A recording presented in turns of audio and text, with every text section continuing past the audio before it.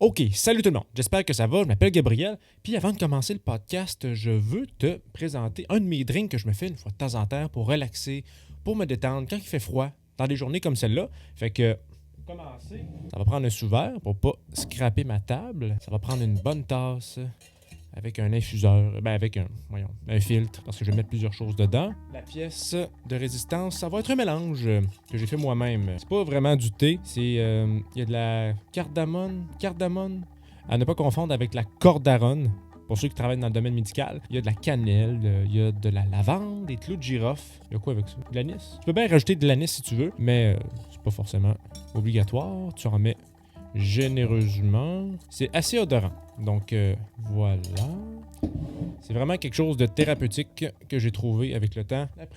Après ça, c'est du miel non pasteurisé fait par une de mes clientes en orthothérapie. C'est expérimental. OK, j'en mets. OK, là, ça va. Oui, ça va. Oui. Voyons. OK. Toujours bon. OK. Ensuite, il y a l'eau chaude. J'ai fait bouillir, mais ça fait à peu près une quinzaine de minutes que je la laisse reposer. Le miel va tranquillement se ramollir et pénétrer au travers du fil. Comme cela. Voilà. Et il ne faut pas oublier...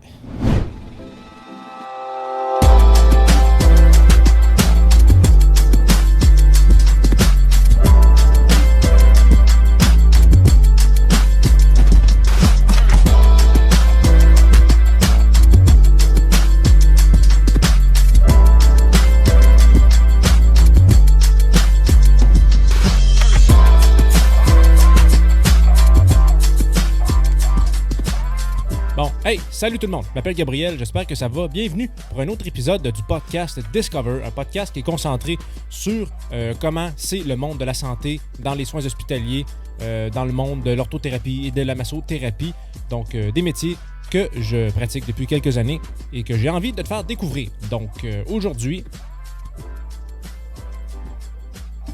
c'est vraiment bon cette histoire-là. OK, aujourd'hui, le sujet que je veux te parler, c'est la confusion chez les patients. C'est vraiment quelque chose qu'il faut dealer avec. Il faut être capable de faire face à ça parce que ça arrive très souvent. Il y a beaucoup de gens qui sont confus dans les hôpitaux. Il y a beaucoup de gens qui le deviennent pendant leur hospitalisation. Il y en a pour qui c'est temporaire. Il y en a pour qui ça dérape complètement à cause des conditions. Des fois, il n'y a pas de fenêtre, il n'y a pas d'heure. La personne est désorientée. Puis ça peut prendre des proportions parfois démesurées. Des fois, ça se contrôle. Ça devient irréversible. Donc, je vais te parler un peu de ça, de mes anecdotes, comment j'ai vécu ça, puis comment j'ai appris à vivre avec ça dans le cadre de mon travail. Donc, rien de mieux pour commencer avec des anecdotes. Quand j'étais sur l'équipe volante, il y a quelques années, en fait, ça fait 2 ans, j'étais à l'urgence cette soirée-là. C'était un peu le bordel, comme d'habitude à l'urgence. Là. C'est toujours un peu ça. On vient rapidement déborder, il y a beaucoup de patients. Puis la plupart du temps, il y en a beaucoup qui ne sont pas contrôlés, dans le sens que leurs médications ne sont pas au niveau. Ils viennent justement à cause de ça. Des fois, ils sont dans leur centre d'hébergement. Puis là, il y a un fuck avec la médication. Il y a quelque chose du genre. Des fois, ils amènent les patients à l'urgence parce qu'ils sont vraiment trop agressifs. Mais c'est ça, il faut dealer avec. Puis c'est notre travail de faire en sorte que leur temps qui passe soit le plus sécuritaire et le plus adéquat possible. Fait que, à un moment donné, en soirée, j'étais dans un module fermé à l'urgence où je travaillais. Puis, il y avait un patient qui faisait de l'Alzheimer. Puis, cette personne-là, je pensais qu'elle était à peu près pas capable de se lever. Parce qu'elle avait l'air vraiment fatiguée. J'essayais d'y parler. Il me répondait pas trop. Il avait pas l'air agressif. Il était plutôt passif. Puis, plus la soirée avançait, à un moment donné, il voulait aller aux toilettes. Fait que là, OK, bon, mais il se lève, il marche. Je l'aide un peu. Il me regarde. Il fait comme un sourire. OK, ça va. On a une belle complicité. Puis là, vers la fin de la soirée, il voulait encore aller aux toilettes. Fait que là, bon, ben, il se lève, je l'amène aux toilettes. Puis là, il finit sa job. Il revient. Puis là, tu sais, faisait tard le soir. Il était à peu près 11h. Le monde était couché. Tous les 10 patients étaient en train de dormir. Puis là, moi puis l'autre préposé, sais, on l'attendait à la face de la porte parce que c'était le seul patient qui nous restait à s'occuper, à ramener à sa civière. Puis là, il sort. Là, on y remonte la culotte parce qu'il était en train de la perdre en marchant. Là, il me regarde. Il me met la main sur l'épaule. Il me regarde vraiment intensément. Là. Moi, j'étais comme ça. Je bougeais pas. Va-tu me fesser? Là, c'est là qu'il me dit, d'une façon extrêmement sincère, il me dit « Chris, que t'es beau! » Là, je regardais l'autre préposé, là, elle riait en arrière de lui, là, c'était pas possible. J'étais là, ben, merci. Tu sais, qu'est-ce que tu veux dire, quand quelqu'un dit ça? Fait que, finalement, il était vraiment content. Tu sais, c'est pas parce qu'il parlait pas. C'est sûr que, tu sais, que s'il te donne pas de repères de comment il se sent, comment il réagit, tu peux peut-être appréhender le pire parce que c'est ça qui arrive souvent. Quand les patients souffrent de démence, des fois, les patients deviennent agressifs, puis ça avertit pas tout le temps. Des fois, tu peux manger une claque, puis tu t'en attends pas trop. Fait que on est plus sur la défensive. Je suis plus sur la défensive quand j'en vois un au début. Mais là, il m'a fait comprendre que, bon, ben finalement, il ne me déteste pas. Bon, fait que je vais construire là-dessus pour finir mon corps de travail. Fait que je l'ai ramené à sa civière, puis il s'est recouché, puis c'est... Ah oui, hey, puis juste avant de le recoucher, il est assis sur le bord du lit. Puis là, il me repogne l'épaule. Puis là, il rit, puis il me dit « Je t'en aurais crissé une. » C'est vraiment ça qu'il m'a dit, mais en riant, là. Puis là, j'étais comme « Hey, tu sais. Ah, on aurait-tu fait un bon match de lutte, hein? » Fait là, il riait. Puis là, il se recouche, puis il se couche, puis il était content. En tout cas, ça a bien fini, mais tu sais, des fois, ce qu'ils disent, ça concorde pas avec ce qu'ils voudraient faire. Puis des fois, oui, là. Des fois, il faut que tu te recules parce que tu vois que la personne monte en tension, puis c'est pas le temps de faire des jokes là-dessus. Mais là, la personne, tu sais, je sais pas si c'était un fin renard dans l'art de faire des jokes au 2e degré ou c'était quelqu'un qui disait complètement n'importe quoi. Fait que ça, c'est vraiment... C'était dans l'ambiguïté, mais c'était le fun. C'était le fun, puis ça arrive souvent. Fait que faut vraiment avoir de la répartie puis savoir comment parler avec ces gens-là. Puis il y en a qui... Il y en a que c'est comme ça, puis il y en a que ça prend une tangente différente. Parce que aussi, oui, je pourrais te dire, exemple, ce qu'on peut retrouver dans les cours théoriques.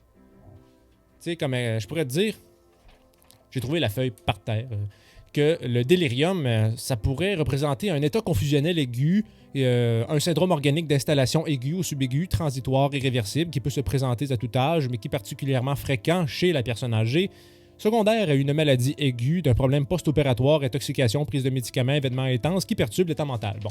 Fait que ça, c'est en fait... oui. Ah, je t'ai manqué. Fait que ça, c'est la théorie. Ça, c'est ce qu'on lit dans les livres. Puis on s'attend à avoir quelque chose du genre dans la vraie vie. Puis ça peut avoir des subtilités. Donc, c'est important de ne pas se fier là-dessus. Hey, salut tout le monde, c'est Gabriel pendant le montage vidéo. En fait, là, je viens de voir le passage du délirium, là, où je parlais de ça. En fait, c'est pas vraiment ça que je voulais dire. Mon message a comme... Je pense que j'ai mal divulgué mon message. Oui, c'est très bien d'avoir de la théorie. Il faut se préparer. C'est ça qu'il faut pour avoir une bonne base avant de rentrer dans le marché du travail. Mais la définition est tellement large, il y a tellement de subtilité. Tu peux pas te fier uniquement qu'à ça pour être prêt à 100%. Je ne sais pas si on peut l'être à 100% à quelque part dans notre vie, mais aussitôt que tu deals avec quelqu'un qui se tape un délirium, c'est là que le vrai apprentissage commence. Je pense que c'est ça que j'avais oublié de dire. On ne peut pas tout apprendre dans la théorie, mais la pratique, ça vaut pour beaucoup. Je te laisse là-dessus. Salut. Moi, j'ai pas fait le cours de préposé aux bénéficiaires. Puis, tu sais, il y a quand même beaucoup de contenu dans ce cours-là pour être introduit dans le marché du travail.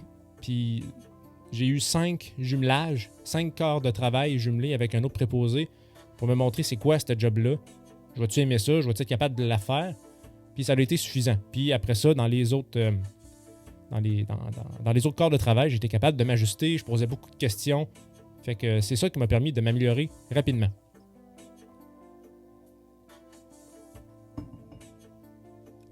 Bon, OK. Une autre anecdote que je vais te conter, ça arrive souvent, ça aussi, c'est une petite affaire... Des fois, c'est cocasse, parce que ce que je t'expliquais tantôt, le délirium, un changement de l'état de comportement qui peut être temporaire, ça arrive souvent. Écoute, pas plus tard qu'en médecine, tu sais, c'est... Pas plus tard, ouais. Pas plus tard que là, quelques temps en médecine, on attache souvent les gens dans des contentions, dans des ceintures au lit, parce qu'ils se lèvent à toute heure pour rien. Puis ils risquent de tomber, puis ils n'assimilent pas le danger. T'sais, ils ne sont pas conscients de bien des choses. Fait qu'on est obligé de faire le travail à leur place, parce qu'on ne peut pas s'en occuper tout le temps, à toute heure et à toute minute de la journée. Puis c'est ça, il y en a qui virent agressifs, il y en a qui nous aident à s'attacher au lit. T'sais, let's go, vous faites une bonne job. Mais ils ne sont pas plus au courant là, pourquoi qu'on leur installe ça. Fait que faut laisser un peu de côté certains sentiments qu'on a par rapport à ça. On ne peut pas toujours être en maudit après un patient parce qu'il n'écoute pas, parce qu'il s'en souvient pas, parce que c'est pas de sa faute. Bon, il y en a pour qui font exprès. Il faut apprendre à les reconnaître, mais on le voit aussi quand la personne est vraiment mêlée et qu'elle n'est pas là, puis qu'elle n'est pas réceptive à ce qu'on dit. Puis des fois, la personne, on l'attache, elle est en délirium, elle est comme mêlée pendant un bon bout de temps, puis des fois, hey, viens ici, toi, viens ici. Là, tu passes dans le couloir. OK, qu'est-ce qu'il y a? J'arrive. Oui, monsieur, qu'est-ce qu'il y a? Tu peux-tu me passer des ciseaux, là? Faudrait que je coupe ça, là. Hey, faut que j'aille le baptême de ma petite fille, et ça en vient, puis tu vois le genre de situation qui peut se passer, puis là, je fais, ben non, c'est pas dimanche aujourd'hui, on est jeudi, là. Le baptême, ça va se faire le dimanche, c'est ça que le curé avait dit. Ah, ben ouais, mais tu sais... Puis là, t'essayes de te démarder un peu, là, avec ce qu'il dit, tu prends le plus d'informations qu'il te donne, puis t'essayes de faire une phrase qui a du sens, pour pas alimenter, puis pour freiner en même temps son air d'aller. Puis des fois, ils sont durs à convaincre en simonac. Fait qu'il faut que soit que tu aies plusieurs options d'arguments, soit que tu prennes une pause, tu attendais un peu, je vais aller me prendre un verre d'eau, puis je vais revenir, tu reviens une demi-heure après, puis là, tu essayes de voir comment il va, tu sais. De toute façon, il est en sécurité, il est attaché dans son lit, puis il n'est pas supposé se lever. Il y en a qui sont des vrais Houdini, là, qui réussissent à se libérer de tout ça, mais c'est très rare, en fait. Puis des fois, ils sont attachés, puis ils émergent de leur délirium. Des fois, ils sont agressifs quand on les attache, puis 3 heures après, ils sont comme excusez-moi, est-ce que c'est possible c'est parce que je suis pas bien, est-ce que je peux m'asseoir au fauteuil? Puis là, OK. Fait que je vais aller voir l'infirmière, je vais aller dire, je pense qu'il vient de débosser. Donc, tu peux-tu aller le voir, puis l'évaluer, voir s'il est situé dans l'espace et le temps? T'sais, des fois, on le fait. Vous êtes où, là, en ce moment? Ben là, je suis à l'église. Non. Fait que c'est ça. Il y en a qui peuvent émerger de leur délirium n'importe quand. Puis après ça, là, on s'ajuste, puis la personne, elle devient de plus en plus lucide. Puis, il y en avait une autre... comment je pourrais bien dire ça? Il y en a un autre, il est à l'urgence encore, il est arrivé tout lucide. Il avait peut-être 80 ans. C'est sûr que là, il était quand même... il paraissait très vieux. Là. Il venait pour une infection urinaire, il avait de la misère à se lever, il avait une culotte d'incontinence. Puis, mais il était quand même tout là. Le chiffre passe. Le lendemain soir, j'arrive, le patient il était encore là, il n'était pas placé dans un étage, puis il était plus là. Il faisait juste parler de ses anecdotes de garage, des petites jobines qu'il voulait faire. Puis à chaque fois que je venais le voir, il voulait me recruter. Il était là, hey toi, t'es-tu disponible toi, pour une job? Je te prendrais là. Je te prends. Ouais, c'est juste que là, j'ai pas mes outils, tu sais, ils sont chez nous, justement, puis là, moi, je pars à Rawdon toute la fin de semaine, je pourrais pas être là. Ah, OK, ouais, je vais essayer de m'appeler Marcel, voir s'il peut, tu sais, là, tu sais, des fois, t'amènes la conversation, des fois, tu réussis pas trop à stopper ce qu'il disait, puis t'essaies de faire du mieux que tu peux, là, puis quand t'as plein de patients autour de toi, tu sais, tu peux avoir, admettons, un intox attaché de la tête aux pieds. La civière, après, t'as un Alzheimer sévère. Après ça, t'as le monsieur du délirium que je te parle.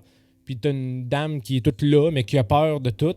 Tu sais, les cas, ça varie beaucoup, souvent, à l'urgence. Puis des fois, ça crée un chaos total.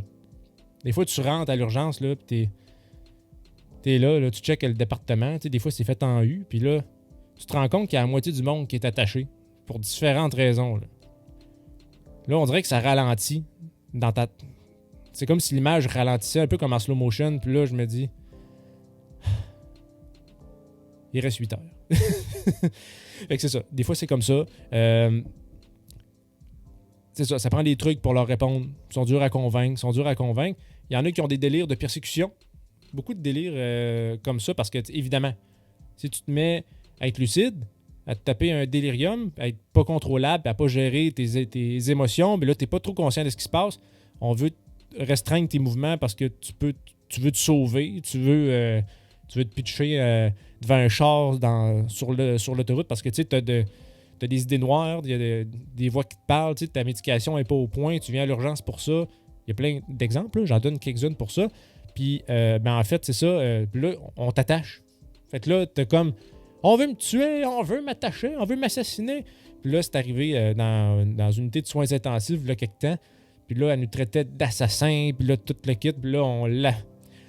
Parce qu'elle frappait les infirmières, puis tout. Fait que là, on l'a attaché. Puis là, j'ai dit, bon, bonne nuit, là. Salut, assassin! Puis là, tu sais, dans le couloir, je partais à rire, mais tu sais, c'est ça. Puis là, cette patiente-là, en fait, le lendemain, quand j'ai refait le chiffre à la même place, le lendemain soir, j'étais arrivé comme lentement, j'ai checké, elle dormait, puis là, j'ai dit à l'infirmière, « Elle va-tu mieux aujourd'hui? Elle va-tu mieux? » Elle fait, « Ah, oui, hey, elle est assez fine, là. » OK, bon, ben, c'est probablement fini. Tu sais, la contention, en plus, était rangée dans la boîte là, sur une étagère.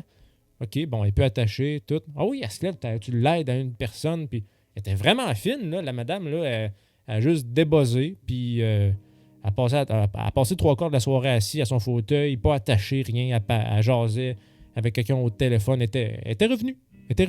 Fait que, tu sais, c'est transitoire. Des fois, s'il y a quelqu'un de ta famille qui en vient, j'espère que le médecin va t'informer que c'est transitoire parce que des fois, la personne peut dire n'importe quoi, elle va envoyer chier tout le monde. Puis, c'est pas ce qu'elle pense, là. C'est un effet. C'est un effet dû à des événements comme des opérations, des événements intenses, de la prise de médicaments. Ça arrive, puis ça revient. Puis, aussi, une autre affaire, c'est que quand j'ai commencé dans le métier de préposé, c'était nouveau pour moi. Fait que là, j'avais pas vraiment d'outils. J'étais plus à la recherche de clés, de façons de m'en sortir. Fait que je voyais plus les quarts de travail comme un défi vraiment à relever avec ces personnes-là. Parce que des fois, c'est pas long que ça peut aiguiser ta patience, mais ça peut aussi l'user. Une personne confuse, ça draine beaucoup d'énergie pour les employés, en fait. Puis, des fois, ça arrive que tu es dans un étage, il faut que tu t'occupes de 34 patients, tu es 2 préposés avec ton équipe d'infirmières à côté là, qui ont des patients aussi à leur charge. Mais là, tu as 34 patients, puis des fois, il y en a 5-6 qui sont mêlés. Mêlés, là, comme je t'ai expliqué plus tôt. Puis, c'est ça. Ça prend beaucoup de temps à prendre pour ces gens-là. Et là, en même temps, t'es 2. Des fois, il y en a un qui est parti souper, fait que t'es tout seul. Là, ça s'accumule. C'est beaucoup de jobs qui s'accumulent. Là, s'il faut que tu contiennes une personne, ça arrive souvent, là. Je m'obstine quasiment avec quelqu'un. Il ne faut pas qu'il se lève. Mais là, la personne, elle ne comprend pas. Mais là, l'autre bord, t'as un tapis détecteur de mouvement. Ça, tu mets ça en dessous du fauteuil. Puis quand la personne, elle se lève, ça se met à crier. Fait que le monde court pour aller la rasseoir. Parce que sinon, elle peut tomber. Puis là, ça sonne de partout. Ça devient vite un brouhaha ou un chaos assez important. Puis c'est ça, on dirait qu'on n'est juste pas assez de monde. Tu sais, parce que 2 préposés pour 34, là, je pense que c'est pas la pire des situations. En plus, là, il y en a qui n'ont... En fait, je suis pas vraiment au courant des autres situations, mais je sais que dans l'hôpital où je suis, 2 préposés pour 34, c'est vraiment pas beaucoup, là. C'est vraiment... ça devient en plus la norme de plus en plus. Ils essaient de faire plus avec moins. Il y a beaucoup d'étages que c'est ça. Puis, c'est ça n'a aucun sens. Là. Des fois, tu cours comme un débile. Des fois, c'est calme. Quand les patients sont tous là, ils se lèvent pas quand il faut pas. Il n'y a pas grand monde à risque de chute. Ça fait des soirées quand même tranquilles, même si on est 2 préposés pour 34 patients. Fait que c'est ça. Des fois, ça peut venir encombrant rapidement. Ce que je voulais dire, c'est que c'est ça. Dans les débuts, j'essayais de développer mes acquis pour pour dealer avec les patients confus. Avec le temps, on dirait que je perdais patience. C'est comme si la lourdeur du travail était en train de m'ensevelir. Puis j'avais comme plus l'énergie pour ça. Fait que là, j'étais moins patient, puis ça paraissait, puis j'aimais moins ça. Là, à un moment donné, je me suis mis à réfléchir, puis je me suis dit, c'est... Mettons quelqu'un qui se souvient de rien à tous les 5 minutes, là. Je pourrais comme... Ça donne à rien de perdre patience. Bon, ça donne à rien. On met ça de côté, la perte de patience puis le pognage de nerfs. Fait que je pourrais comme m'amuser à répéter la même affaire sur le même ton tout le temps. Ou changer mes arguments. Tu sais, c'est... Mettons que la personne se lève. « Ah non, vous ne pouvez pas vous asseoir. Vous ne pouvez pas vous lever tout seul. Il faut vous rasseoir. Tu sais, c'est dangereux pour vous. Vous pourriez vous faire mal. Là. Hey, on peut pas vous ramasser avec une prune dans le front. Là. Qu'est-ce que vos petits-enfants ils vont dire? Ah oui, c'est vrai. Puis là, ils se rassoient. Puis là, 5 minutes après, elle se relève. Madame, vous pouvez pas vous lever comme ça. Si vous tombez à terre, vous pouvez vous ramasser qu'une prune dans le front. Qu'est-ce que vos enfants ils vont dire? Ah oui, c'est vrai. Moi, je trouve ça comique de répéter la même affaire sur le même ton, puis elle s'en souvient pas. Fait que c'est parfait. C'est gagnant-gagnant.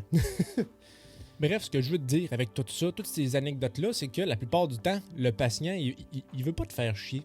Il veut pas te faire chier. C'est juste qu'il s'en souvient pas. Il s'en souvient pas, puis ça devient... Il faut que tu fasses quoi? Il faut que tu t'armes mentalement à lui répondre, à mettre c'est ça, la perte de patience de côté. Il faut que tu trouves des moyens de dealer avec ça, puis de faire en sorte que ça ne le fasse pas monter en tension, puis que ça ne développe pas un climat d'agressivité et de feel négatif, en fait. Puis peut-être qu'une des raisons pourquoi j'agissais pas de façon adéquate avec un patient, des fois, c'est peut-être en raison qu'on n'est pas assez de monde. Peut-être qu'on n'est pas assez de gens qui travaillent dans le domaine pour s'occuper de tous ces gens-là.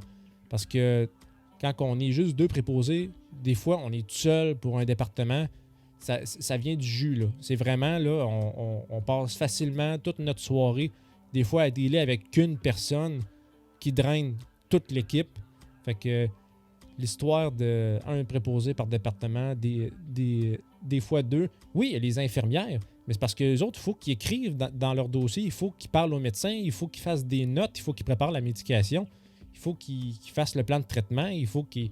Des fois, ils sont jumelés avec un étudiante, fait que là, il faut qu'ils soient vraiment réveillés pour pas faire d'erreurs médicales aussi. Nous autres, c'est un peu moins le cas, là, vu qu'on n'a pas accès au dossier, on ne touche pas à la médication. Mais c'est ça. Fait qu'on est comme les préposés, je pense qu'on est en première ligne dans le corps de travail pour interagir avec ces personnes-là. Parce que souvent, les infirmières sont au poste en train de faire leur dossier puis à préparer la médication. Fait que oui, je pense que si on serait plus d'employés sur le plancher, on pourrait s'attarder davantage à ces gens-là. Ça pourrait décharger aussi l'équipe parce que pendant qu'il y en a un qui deal avec cette personne-là, les autres sont pas pris avec cette personne-là. Ils peuvent faire autre chose. C'est sûr que quand tu en as 5-6 dans un département, là, tu t'en sors pas. Là. Peut-être que ça sera juste pas possible, même s'il y a plus d'employés qui travaillent sur l'étage. Fait que c'est ça, pour conclure, là, un patient qui est confus, ça draine beaucoup d'énergie pour l'équipe. Fait que c'est facile de tomber dans la perte de patience puis d'avoir comme un sentiment d'agressivité parce que la personne, c'est redondant, elle comprend pas, c'est plus long. Fait que c'est facile de tomber là-dedans, mais en se développant des trucs, tu peux laisser ça de côté. Tu peux transformer ton impatience par une espèce de sentiment de plaisir, comme j'ai fait en me trouvant des petits trucs. Tu sais, je répète exactement la même phrase sur le même ton, vu qu'elle ne comprend pas. Je change mes raisons souvent. Puis des fois, ça marche plus que d'autres. Des fois, je me plante complètement. Des fois, je la fais monter en tension parce que je pensais pas que ce mot-là, ça allait la faire réagir de telle façon. Fait que j'apprends constamment, de jour en jour. Puis c'est quelque chose qui me rend de plus en plus apte à faire mon travail. Fait que c'est une des réalités qui se passe dans le monde de la santé, dans les soins hospitaliers, dans les CHSLD, beaucoup, puis surtout, probablement, c'est la clientèle qui, je pense, est le plus condensée en personnes qui sont confuses dans des milieux fermés avec beaucoup de personnes âgées. Fait que oui, c'est ça. C'est un monde comme ça, Puis ça se vit. Il y a plein de monde qui travaille là-dedans puis qui s'épanouissent complètement. Il y en a qui choisissent aussi leur clientèle, qui ne veulent pas travailler avec certains types de patients parce que c'est moins leur truc. Mais moi, ça me dérange pas. Ça me dérange pas. C'est juste que c'est beaucoup de travail. Puis ça fait partie de la game. Fait que j'espère que tu as apprécié. Si tu as aimé ça, abonne-toi. Tu peux liker. C'est des choses qui sont gratuites, qui m'aident beaucoup à faire développer la chaîne. Puis si t'aimes pas ça, là,